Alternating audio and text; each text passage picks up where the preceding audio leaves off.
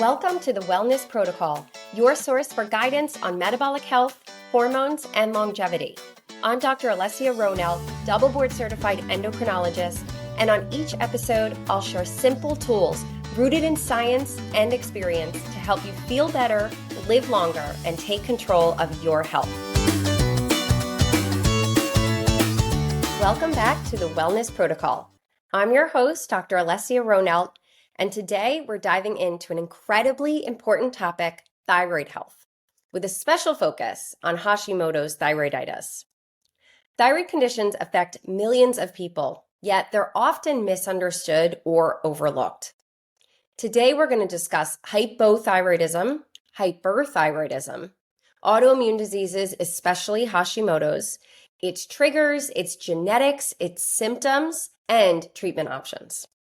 Before we get started, don't forget to subscribe, leave me reviews, share this podcast. The more support, the better. It really helps us reach more listeners who could benefit from this information. So let's start with the basics. What is your thyroid gland? Your thyroid gland is an endocrine organ that's located at the base of the neck. It's shaped like a butterfly. The thyroid is critical for regulating your body's metabolism, energy levels, temperature, and overall well-being. I oftentimes equate it with the pace in which your body is moving. So if you have an underactive thyroid or hypothyroidism, your body is moving too slowly. You're tired, your metabolism is slow, so you're gaining weight. Your bowels are moving slowly, so you might be more constipated. Alternatively, if you have hyperthyroidism or an overactive thyroid gland, the pace of your body is moving too quickly. You might feel anxious. You might feel like your heart is racing. You might feel like your hands are shaky. You might have more frequent bowel movements because your bowels are moving too quickly. So your thyroid is connected to the pace of your body. The most common symptoms that we see in hypothyroidism are fatigue, weight gain because of a slowing of the metabolism, and even mood symptoms such as depression. We also can see dry skin or hair loss. In hyperthyroidism, when the thyroid gland is revved up and making more hormone, we oftentimes see weight loss, worsening anxiety, and a rapid heart rate. I would like to add that not everybody falls into these perfect boxes. So you could still have an underactive thyroid, but it could actually be compromising your appetite, decreasing your appetite, and you wind up losing weight. Alternatively, you can have an overactive thyroid and your metabolism, although it's going really fast, it's making you really hungry. So you're actually eating more and therefore you start to gain weight. So not everybody fits perfectly into these two columns, but these are the most common symptoms associated with either an underactive gland or an overactive gland. The most common condition is hypothyroidism, the underactive thyroid gland. Many cases of hypothyroidism are due to an autoimmune disease called Hashimoto's. However, not every case of an underactive thyroid is due to an autoimmune disease. There are certainly patients where they do not have any component of autoimmune disease, but their thyroid is just not working well enough and it can't make enough hormone to support the body.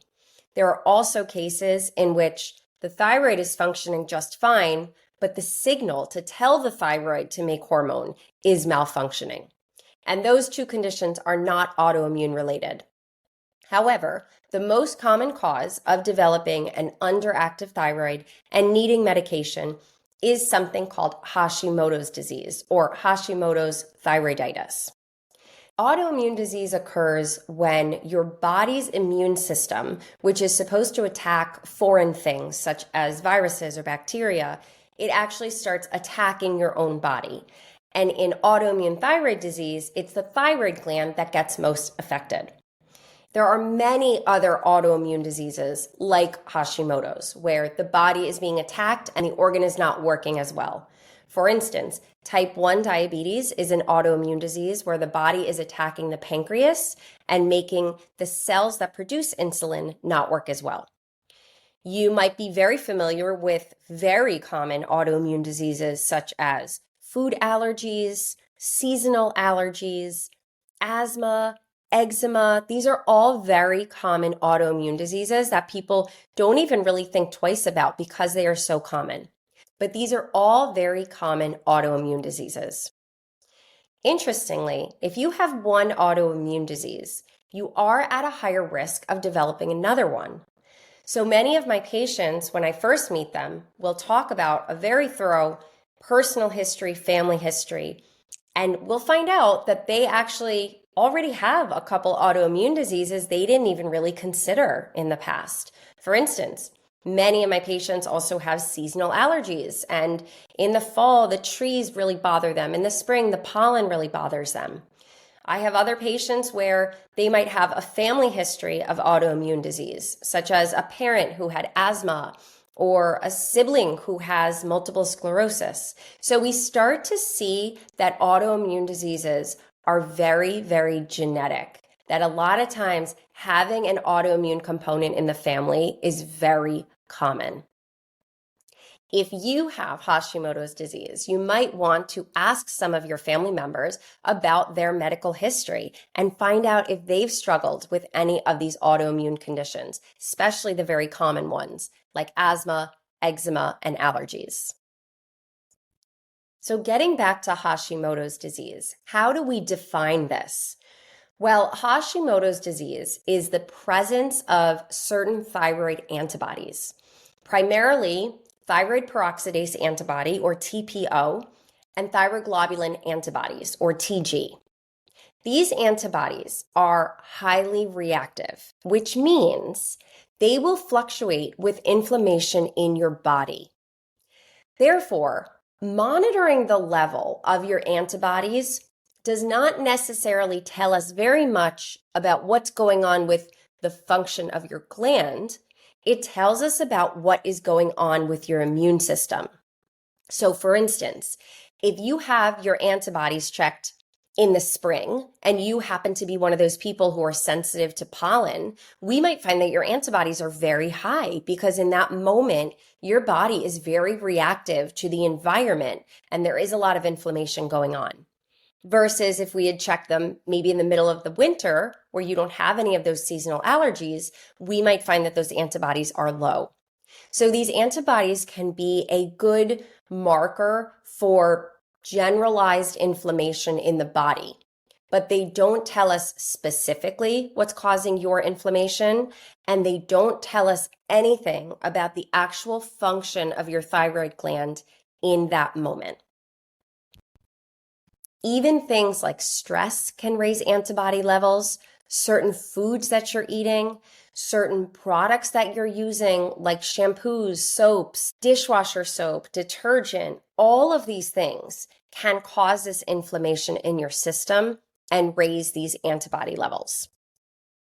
Now, if you have positive Hashimoto's antibodies, that still doesn't mean you necessarily need thyroid medication. We have to look deeper at the function of your thyroid and how much hormone it is producing. The best marker for this is something called the TSH. TSH stands for thyroid stimulating hormone. It actually has nothing to do with your actual gland. It's the hormone that comes from your pituitary gland, which sits right behind your eyes and in front of your brain. And it gives off this signal to tell your thyroid how much hormone to make. It's trying to stimulate the thyroid to make enough hormone. And when the gland is making adequate hormone, that TSH number is very well controlled. Your pituitary gland is very happy. Your body is seeing enough thyroid hormone, and your levels are nice and normal. If, however, your thyroid is not making enough hormone, your pituitary gland starts to really scream at your thyroid. It's really releasing high levels of thyroid stimulating hormone, trying to stimulate your thyroid to make the hormone that your body needs. But your thyroid is just not responding well. So in those cases, we see very high TSH levels because your body needs more hormone and your pituitary gland is trying to make it happen. Alternatively, if you have an overactive thyroid and you have a lot of thyroid hormone in your system, your TSH levels will be very low because your pituitary gland knows, okay, we don't need to make any more. We have plenty going on in the body. All of the organs are getting so much. We want to kind of shut down this hormone so we're not stimulating any more production. So this signal, the TSH, is kind of like your body's barometer for how much thyroid hormone you need. If you're not seeing enough thyroid hormone, your TSH will be high. And if you're seeing too much, your TSH will be low. And if your body is in a really good place and your organs are seeing enough of that hormone, your TSH will be perfect. Now, when I say the TSH will be perfect, this is very personalized. I have certainly had patients where their TSH level is a little bit outside the normal range. It's a little bit higher than the normal range, but they feel fantastic. And if we do a trial of thyroid medication, they actually feel worse. So some people, their body actually likes to be a little bit outside the lab normal range. And other patients, their number might fall in the normal range, but they feel better at a certain level. They feel optimized when their TSH hits a certain number, such as 1 or 2. But if it's above that, they start to develop symptoms. So we have a gauge for where thyroid hormone levels, or TSH, should be approximately. But it's very individualized as to where a person is going to feel best and at which TSH they feel best.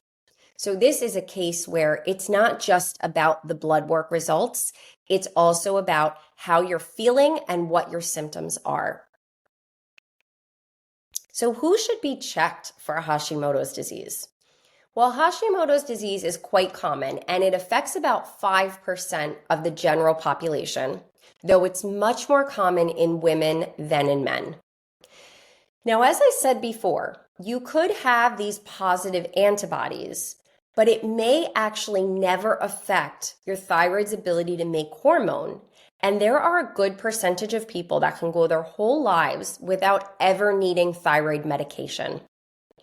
We do see, however, that there are about 3 times in a woman's life where she has a higher chance of needing thyroid medication. And this corresponds to the major hormonal changes in a woman's life. So the first would be at puberty, the second would be in pregnancy, and the third would be at menopause. These hormonal fluctuations are the time of life where it's most likely somebody would need to start thyroid medication. But not everybody needs to be checked for positive thyroid antibodies. There are a few cases where I think it is important to proactively check. Number 1, if there is a strong family history of autoimmune disease, that would be a case where it makes sense to check these antibodies so that we know maybe we need to monitor this person's thyroid levels a little bit more closely than the average person. If there's a strong family history of Hashimoto's, I certainly would recommend family members get checked, especially women in the family. Again, just so that we can be maybe a little bit more proactive with monitoring the TSH levels throughout life. I certainly feel that this is most important around the time of pregnancy, because in pregnancy, patients with Hashimoto's disease actually have a certain TSH range that we would like to keep them in, as opposed to the general population. This has to do with some studies that suggested there might be a higher risk of miscarriage if the TSH level is too high in women with autoimmune thyroid disease. So we generally do recommend that that's a time of life where we're monitoring the thyroid a little bit closer, and knowing whether a patient has those Hashimoto's antibodies or not can really help us determine how often to monitor. Another case in which I think it's important to check thyroid antibody levels is if someone has a personal history of other autoimmune diseases that are closely linked with Hashimoto's. For instance, type 1 diabetes, the autoimmune form, is very closely linked with Hashimoto's, and we recommend having antibodies checked about once every 5 years if somebody already has type 1 diabetes. Another very common autoimmune disease that has a lot of overlap with Hashimoto's is celiac disease, the gluten allergy. So if a patient has celiac disease, I often do recommend they get checked for Hashimoto's as well. If somebody has positive Hashimoto's antibodies, we do recommend checking the TSH about once a year just to monitor and make sure that somebody is not crossing over into the zone where they might need medication. Another time that we recommend checking the TSH is if a patient with known Hashimoto's antibodies starts to experience symptoms of hypothyroidism. Those would be symptoms such as fatigue, excessive weight gain, constipation, changes in appetite, or changes in skin or hair. Sometimes we'll also check this if we start to see menstrual irregularities when a woman had previously had a regular menstrual cycle.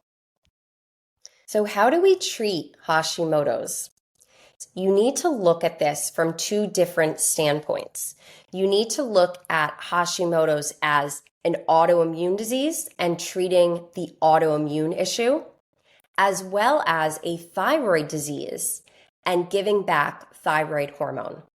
So let's talk about the autoimmune component first. And this is not only important for patients with Hashimoto's that are already on medication, but certainly important for patients with Hashimoto's that are not on thyroid medication because their numbers are not showing that they need thyroid hormone yet, but they're still potentially having symptoms of this overreactive immune system. So things I would consider doing to treat Hashimoto's when the thyroid function is still normal would be to try to figure out your immune system triggers. What makes your body more inflamed? And the answer to this question is not going to be the same for everyone. There are some most common triggers. Those would be dairy, gluten, sugar, and soy. But there are many, many other triggers. Unfortunately, there are no great tests for figuring out what you might be more sensitive to. We can certainly do food sensitivity tests, and that can sometimes help us figure out which one we want to try to take out of the diet first. But ultimately, it does become a little bit of an experiment. So if you think you might be sensitive to gluten, or you do a food sensitivity test and it comes up that you are sensitive to gluten, I would recommend cutting gluten out of your diet completely for at least 6 weeks. You need at least 6 weeks for those levels of inflammation to really come down. And after the 6 weeks, you need to think about, do I feel any better? Did anything get better? Is my skin softer? Do my joints hurt less? Do I feel more energetic? Am I sleeping better? Little subtle symptoms that you may have attributed to just aging or having young kids, but actually it could have been a food sensitivity. So if after about 6 weeks of gluten-free and you think, you know what, nothing really changed and this is a very difficult diet to keep up with, you can try adding it back and then try taking out another very common food like dairy. And you do the same experiment, at least 6 weeks off of this type of food and then assess how you're feeling. You may also want to do this with not just foods, but with products. So for instance, you want to look at the type of dishwasher soap you're using. Unfortunately, dishes come out of the dishwasher still having a small coating of soap on them. So if you're using a product with some toxic chemicals, you're eating those toxins. So you may want to switch to cleaner products for dish soap, hand soap, dishwasher detergent, laundry detergent, shampoos, conditioners, toothpaste, any product that you are potentially putting into your mouth or onto your skin could trigger your immune system if you're an autoimmune person. So even if you have normal thyroid function, but you either have a history of another autoimmune disease like eczema, or you've been told that you have Hashimoto's because you have positive antibodies, there are things you can do to test out what makes you feel better and what doesn't. So I always encourage my patients with Hashimoto's to do some of those experiments. Now, if you are in the place where you have Hashimoto's, or maybe you don't, but your thyroid gland is not functioning properly and you are starting to see those high TSH levels, we can manage that with medication. There are a few different medications to choose from. The most common medication is one called Synthroid or levothyroxine or Levoxel. These are all either generics or brands of the same component, which is T4 hormone. We give back T4 hormone, and your body takes that T4, uses it for some of its organs, and it also converts that T4 into another hormone called T3. And we measure your TSH levels to make sure that barometer is coming down to where it needs to be, that your body is seeing enough of the hormone it needs.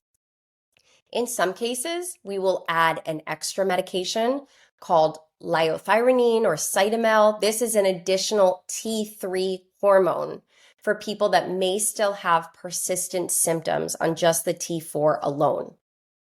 There are also some other medications that are actually derived from animals, or pigs are the most common. Some of these brands you may know of as Armour Thyroid or NP Thyroid. These are products derived from pig thyroid. Now, these might be the right choice for some patients, but they can actually be the wrong choice for many patients. So when thinking about going on one of these medications, it is very important to have a good conversation with your doctor about what's the best choice for you. A lot of my patients come in under the impression that Armour Thyroid and NP Thyroid are better for them because they are derived from a natural product like a pig thyroid. But pigs are very different than humans in terms of the amount of hormones that we have. So pigs actually have much more T3 hormone than humans do, and much less T4 than humans do. So sometimes when you take pig thyroid, it is not the best match for your body. And that's an important discussion to have between you and your physician. And I want to talk about one very common question that I get in my practice. Can I cure my Hashimoto's? Can I cure this without medication? When you have an autoimmune disease, we don't have the ability to completely get rid of it and change how your body is reacting to the environment and completely fix this so that it's like you've never had an autoimmune disease before. We unfortunately are not at that point of technology or medicine to be able to do that. So we can't completely cure Hashimoto's, but we can manage it without medication. What I mean by that is we talked about how Hashimoto's and any autoimmune disease is this reaction of your immune system to something it doesn't like. So I have had many patients successfully get off thyroid medication, especially low doses of it, or prevent the need for starting thyroid medication just by making these dietary changes or lifestyle changes that we talked about. So some of them have cut out gluten or dairy. They feel less inflamed. They feel more energetic. They know it's working for their body. And when we do follow-up blood work, we see that to be true, that their body is truly functioning better.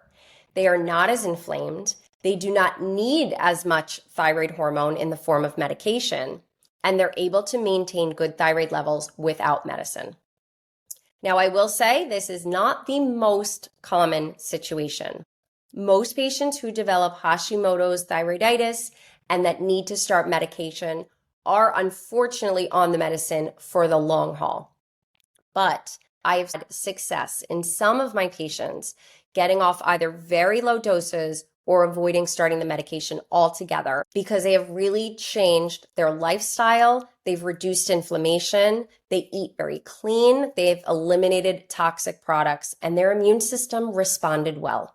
But everybody is different. So if you are thinking about doing one of these experiments yourself, make sure you're working closely with your doctor so that you can figure out if things are really improving or not so much. So today we covered the essentials of thyroid health, specifically Hashimoto's disease, an autoimmune condition that affects millions of people, especially women. recognizing the symptoms that it can cause, understanding the antibodies and how your body is reacting to inflammation, trying to manage this environmental sensitivity, and knowing when medication might be appropriate or help you feel better versus when you may be able to feel better on your own with lifestyle changes. These are really key steps in getting healthier and improving your overall well-being. Thank you so much for joining me today on the Wellness Protocol. If you found this episode helpful, please share it, subscribe, leave a comment. Your engagement truly makes a difference. So until next time, stay informed, stay proactive, and stay well.